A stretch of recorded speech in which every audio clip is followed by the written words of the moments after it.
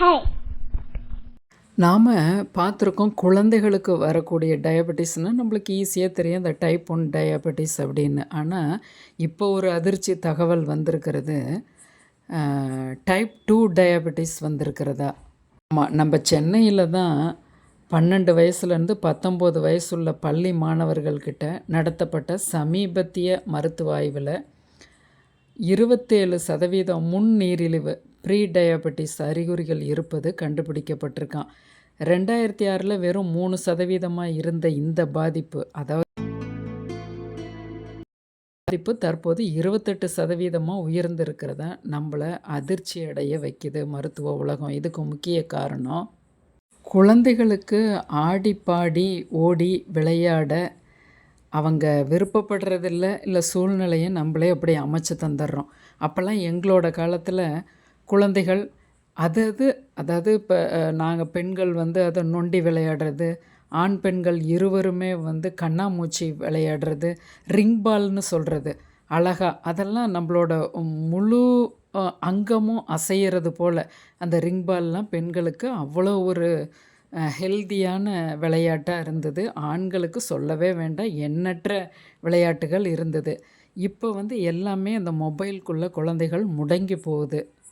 அதோடு கூட பிள்ளைங்களை படி அப்படிங்கிறத கூட நம்ம கொஞ்சம் வற்புறுத்தாமல் தினமும் 1 மணி நேரமாவது ஓடி ஆடி விளையாட நாம்ளே நம்ம சூழ்நிலைக்கு தகுந்த மாதிரி ஏதோ ஒரு க்ரியேட்டிவிட்டியில் நம்ம செய்ய தான் வேணும்.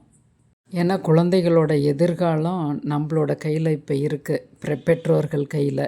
அதே போல் சாப்பிட்றதுல எங்களுக்கெல்லாம் உணவுகளே அப்போல்லாம் ஒரு 7-8 உணவுகள் இருந்தால் பெருசு.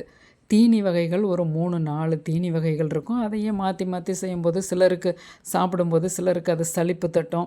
அதே தீனியை நம்ம அம்மா செஞ்சாங்கன்னா அதான் செய்கிற, எனக்கு அது வேண்டான்ட்டு குழந்தைகள் எஸ்கேப் ஆகும், பிடிச்ச தீனியை சாப்பிடும்.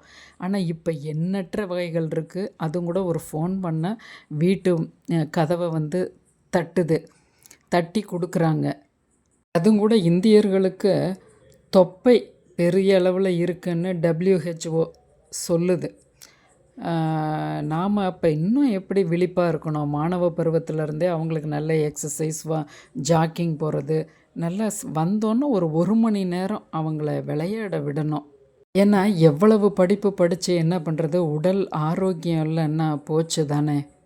கொஞ்சம் நாம் அதை மெனக்கட தான் வேண்டியதாக இருக்குது இந்த காலகட்டத்தில். அப்புறம் போருன்னு நம்ம சொன்னதில்லை, எதையும் நம்ம சகிச்சுக்காமல் போனதில்லை. ஆனால் இப்போ குழந்தைங்க ஈஸியாக போருன்னு சொல்கிறாங்க.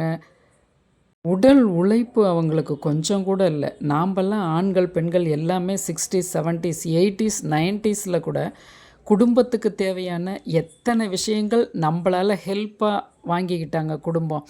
அதாவது ஆண்களாக இருந்தால் அந்த மாட்டுக்கு பிள்ளை எடுத்துகிட்டு வர்றது, சைக்கிளில் போய் பால் ஊற்றிட்டு வர்றது, பெண்களாக இருந்தால் வீட்டில் அவங்களுக்கு எவ்வளோ அந்த கிணத்துலேருந்து தண்ணி இறைச்சி கொடுக்கறது, வீட்டு வேலைகளை துவைச்சி கொடுக்கறது, எவ்வளவு வேலைகள் நாம் செய்த ஞாபகம் இருக்குது.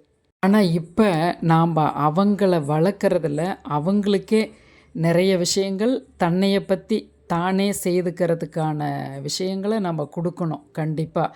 ஏன்னா குழந்தைகளுக்கு அதை பற்றின விழிப்புணர்வு தெரியாது. நாம் தான் அதை கொஞ்சம் ஆரம்பித்து வைக்கிறதா இருக்குது இன்றைக்கி சூழ்நிலை. 12 வயசுலேருந்து 16 வயசுக்குள்ளே நீரிழிவு வருது அப்படின்னா நம்ம பயப்பட வேணும், எச்சரிக்கையாக இருக்கணும். மருத்துவ உலகம் சொல்கிறத கொஞ்சம் காது கொடுத்தும் நம்ம கேட்கணும். நம் சேனலை சப்ஸ்கிரைப் பண்ணுங்கள், ஷேர் பண்ணுங்கள்.